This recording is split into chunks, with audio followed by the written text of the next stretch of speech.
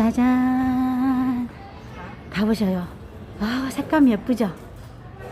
여러분, 자, 이제 상상 들어가십니다. 예, 상상 들어가십니다. 자, 요렇게 한번 보시고 어떤 상상을 들어가시냐면, 생각해 보시냐면 1391년에 이런 일이 벌어져요. 다 아시겠지만 흑사병 아시죠? 흑사병하고 기근하고 14세기 후반에 지금처럼 팬데믹이 있었고, 그쵸? 그때 가슴 아픈 일이 일어납니다. 우리 유태인 지구에 이게 사람을 죽입니다. 이거 유태인들 죽이고 있는 모습입니다. 4,000명을, 여기에 한 5,000명 좀 넘어 있다고 제가 알고 있거든요. 그때 당시에 이 유태인들이. 근데 4,000명을 죽여요. 왜요? 유태인들이 그런 흑사병을 퍼뜨렸다는 소문을 듣습니다. 그렇게 생각을 합니다. 유태인들이 왜 나왔는지, 왜 오게 됐는지 이야기를 할까요? 자, 이런 학살을 한 이유를 우리 박 가이드님께서 오늘 좀 설명을 해드릴 거예요. 자, 1391년에 6월 6일 날, 여기 지금 왼쪽에 보시면 벽 타고 올라가죠. 아까 그런 성벽이 뺑 둘러 있었으니까, 이런 성벽이 뺑 둘러 있었으니까 여기에 이렇게 막 올라가 가지고 와서 그렇게 죽인 거예요. 가슴 아프죠? 그래서 왜 이런 상황이 벌어졌는지, 그 다음에 누가 그럼 이렇게 했는지, 여러분 그거 아세요? 여기서 시작된 거예요. 14세기에 유태인들을 핍박하고 한 거를, 자, 여기 우리 세비야 사람은 아니지만 세비야 부근에 꼬르도바 가는 길에 에시아라는 동네가 있습니다. 우리 안달루시아의 후라이판이라고 하는 에시아, 그 에시아에서 이분 페란 마르티네스라는 사제가 유태인들이 그랬다라고 설교를 하고 다니는 거, 설파를 하고 다니는 거예요. 그래서 유태인들을 학살하는 그 일이 세비야에서 번져서 온 카스티자의 레오낭조까지, 그리고 그때 당시에 아라곤이었던 바르셀로나까지, 그리고 프랑스까지 이게 확산이 된 거예요. 너무 놀랍죠? 네. 그래서 정말 그 안타까운 일이 우리 세비야에서 벌어졌구나. 그 다음에 세비야에서 종교 재판도 1480년에 우리 이사벨라 카톨리카, 이사벨라 여왕이 또 종교 재판의 시작, 우리 스페인의 종교 재판의 시작이 또 세비야가 됩니다. 그래서 상당히 카톨릭으로 아주 막강한 도시가 바로 세비야입니다. 자, 오늘 그러면 여기 앉아서 제가 우리 박 가이드님하고 함께 토크 하겠습니다. 토크하는 걸로. 오케이. 어떻게 커피 한잔 하실 거죠? Tenemos que esperar. 안녕하세요. 자, 그럼 가이드님, 그 유태인들이 어떻게 해서 무슨 이유로 이렇게 디아스포라가 됐는지 먼저 설명을 부탁드리겠습니다. 아주 슬픈 일이죠. 아까 안가이드님이, 안쌤이 왜 유대인이라고 불려지는지, 원래 이스라엘이라고 우리가 알고 있죠. 근데 이제 사실 유럽에 오면은 이스라엘 지구는 하나도 없습니다. 다 유대인 지구라고 부르죠. 왜냐하면은 기원전 천년경에 이스라엘이 솔로몬 왕 시대 가장 이스라엘이 큰 제국을 이뤘지만, 번영했지만, 솔로몬이 성경 얘기를 좀 드리는 겁니다. 네. Dos cafés con leche. ¿Dos cafés con leche? Con hielo, puede? Con hielo. Con hielo. Gracias. 그래서 사실 솔로몬이 화려했던 왕이지만 안타깝게도 결혼을 통해서 이웃 나라들과 많은 확장을 하면서 참 슬픈 스토리가 발생합니다. 왜냐하면 이제 부인이 700명에다가 첩이 300명이었어요. 1000명이었어요. 아, 그러다 보니까 그 첩들이 예루살렘 오면서 자기 나라, 자기가 섬기는 신상이나 신들을 가져오게 되고 솔로몬은 그들을 위해서, 자기 부인을 위해서 신상을 만들기 시작해요. 아, 신전을. 예, 신전을. 예, 그래서 하나님이 많이 노하시겠죠. 예, 그래서 그 아버지 다윗을 너무 사랑한 나머지 솔로몬 당대에는 대로 제국을 이루지만 그 아들 세대에 의해서 쪼개집니다, 나라를. 12지파라는 거죠. 12지파 중에서 10지파 북이스라엘로 나눠지고 그 아들 르호보암에 의해서 남쪽은 딱 2개만 남게 돼요. 그래서 그 중에 핵심이 유다 지파만 솔로몬의 아들인 루벤에 속하게 됩니다. 이스라엘은 나라는 남북으로 나눠지고 그 남북의 유다 지파가 주고 베냐민 지파가 거기에 소속돼요. 네. 그렇지만 베냐민 지파는 워낙 작은 지파이기 때문에 그냥 유다 지파가 되고 네, 대표성은 유다 지파가 가졌다. 그 다음에 일찌감치 북이스라엘은 망합니다. 아수르 제국에 의해서 포로가 되게 되고 남유다는 오래오래 남죠. 아, 오케이. 그러니까 정리를 하면 이스라엘 그 12지파 중에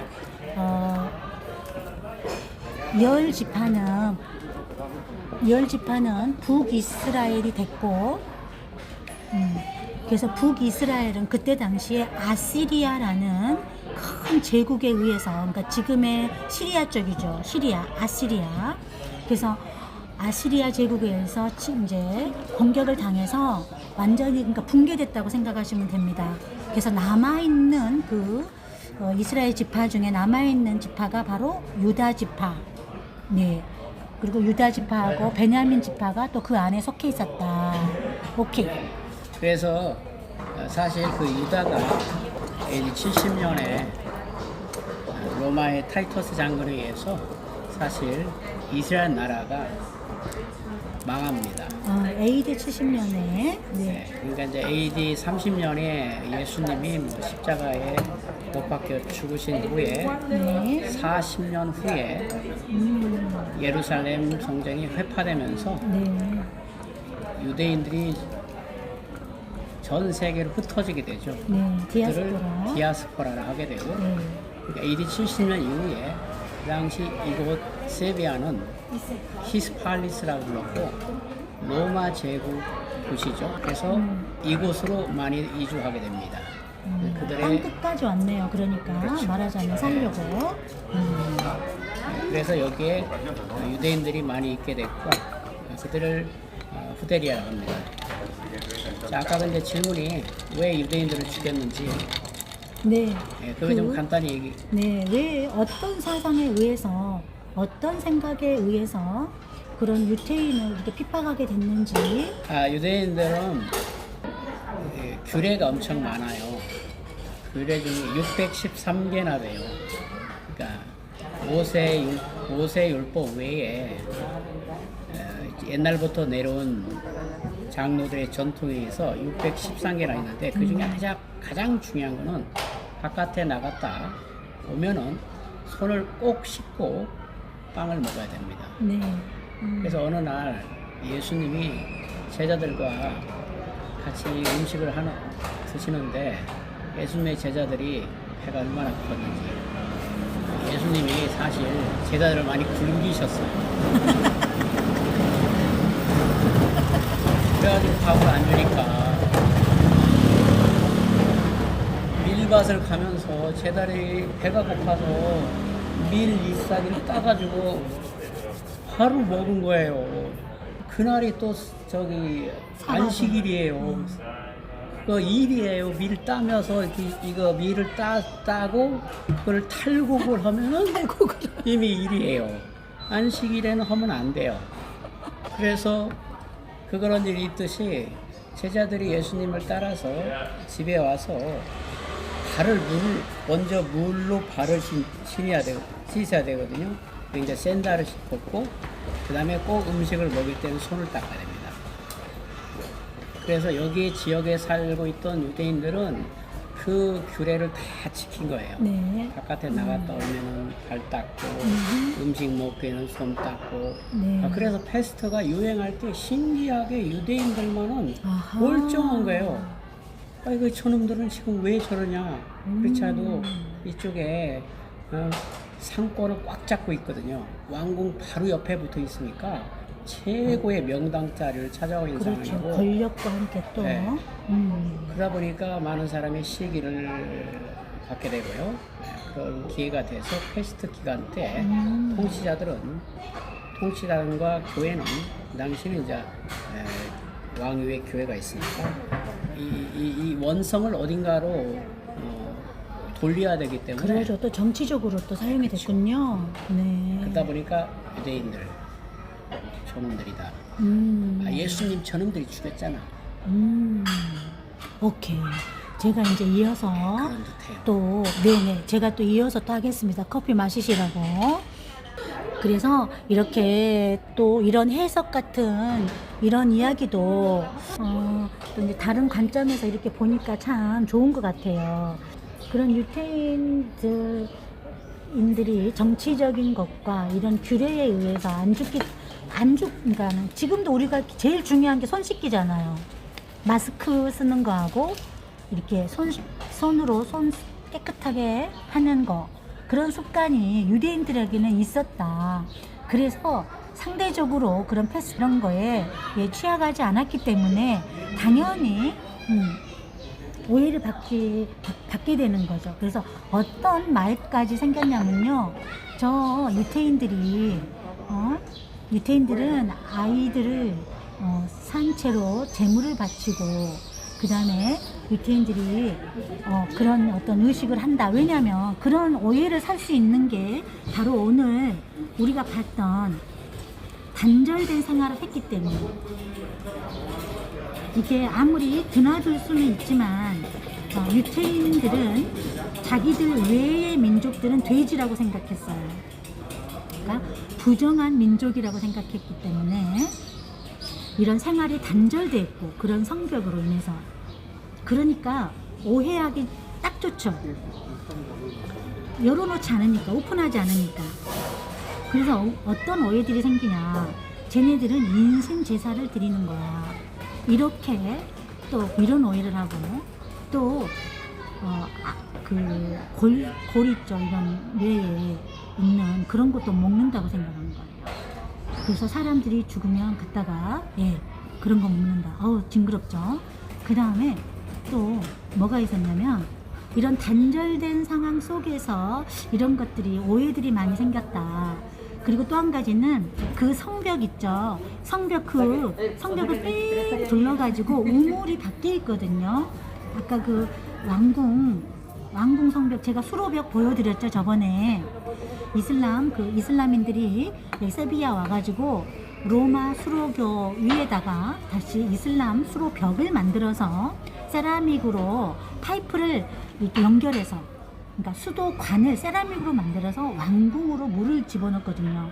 그때 이제 왕이 백성들을 위하여 그 성벽 바로 뒤에다가 우물을 만들어줬단 말이에요. 해줬단 말이에요. 아무 때나 와서 이제 물 먹으라고. 근데 그 우물에 유태인들이 독을 탔다 라는 그런 소문을 또 내는 거예요. 자, 그 다음에 가장 중요한 거, 카톨릭 입장에서 예수님은 하나님입니다. 그쵸? 예수님은 하나님입니다. 근데 예수님은 유태인이거든요? 그러면 우리가 생각할 때, 아니, 예수님이 유태인이면, 와, 유대인 민족, 이야, 정말 하나님을 배출한 그 민족이야 라고 이렇게 더 좋아할 것 같은데, 그게 아니고, 저 유태인들이 우리가 지금 섬기고 있는 하나님을, 예수님을 죽인 민족이야, 이렇게 생각한단 말이에요. 실상 그랬고요. 실상 사실이 맞아요. 그게 이제 틀린 건 아닙니다. 하지만 그래서 하나님을 죽인 민족이라고 생각하는 거기 때문에 이 모든 이제 우리 스페인 말로 소브레 또도라 그래요. 하나님은 소브레 또도 가장 위에 계신다라고 이런 말을 합니다. 그래서 이런 물질적인 부나 그죠? 이렇게 잘 사는 거나 또 건강이나 이런 인간의 이런 잘 되는 이런 현상을 하나님이 복을 내렸다라고 해석을 하거든요.